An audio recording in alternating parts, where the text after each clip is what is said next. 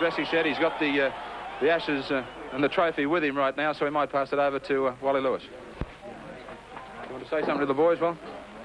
Oh, I'd just like to congratulate them on the way they handled themselves through the Test series, but especially today. That England really put it to us, and they played some outstanding football, and they had a lot of variation there, which got us in a lot of trouble. But they proved once again that even under the utmost pressure, they managed to handle themselves well and perform creditably, as the best rugby league in the world should. Before the young Australians reached the shores of Mother England, they played a test match in Papua New Guinea, convincingly notching up a 62-12 win. And now that the fate of the Great Britain team has been sealed on English soil, the Kangaroos cross the Channel to take on France. This being France, the formality started with each player being presented with a vintage bottle from one of the local chateaux. Not that the French were ever likely to have much cause for celebration. The first of Mike O'Connor's 6 goals opened the scoring. What followed was to make rugby league history.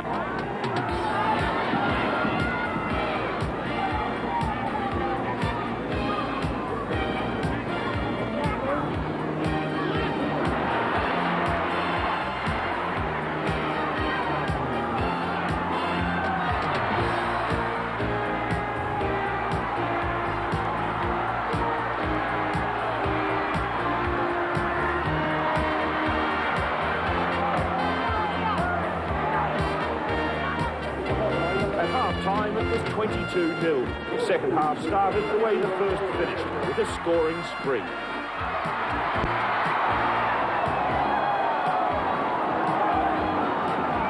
After 6 straight victories in the south of France, and all big wins, the Kangaroos were fast approaching the 1982 record. Only this test match remains, and there seems no doubt as to the outcome.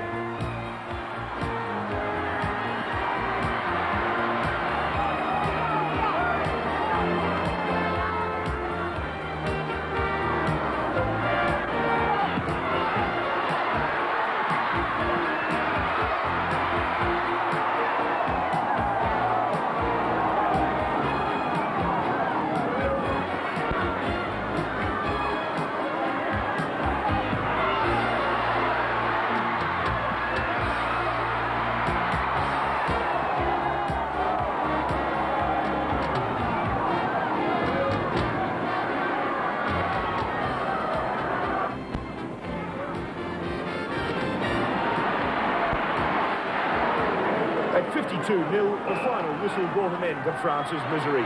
It was the biggest winning margin in international league history.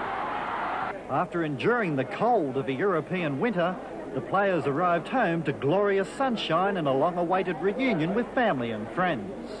The 86 Kangaroos delighted the large crowds that flocked to see them, amassing 738 points while conceding only 126 points. Gets it to Sterling.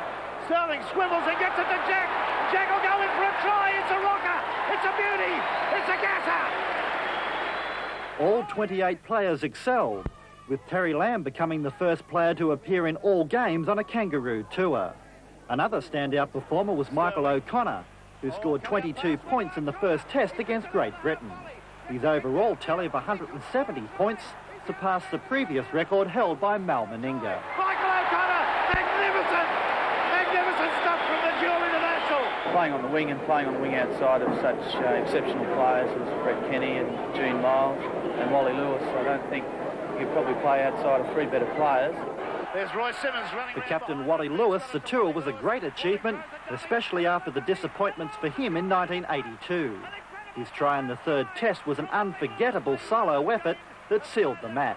Just that little bit of a breathing space here. I suppose it's hard to nominate them as a greatest side when you look at blokes like Raper and Gasnier and Beats and that sort of era, but I'm sure that once these guys are as old as what those guys are now, I'm sure their names will be written in the history books.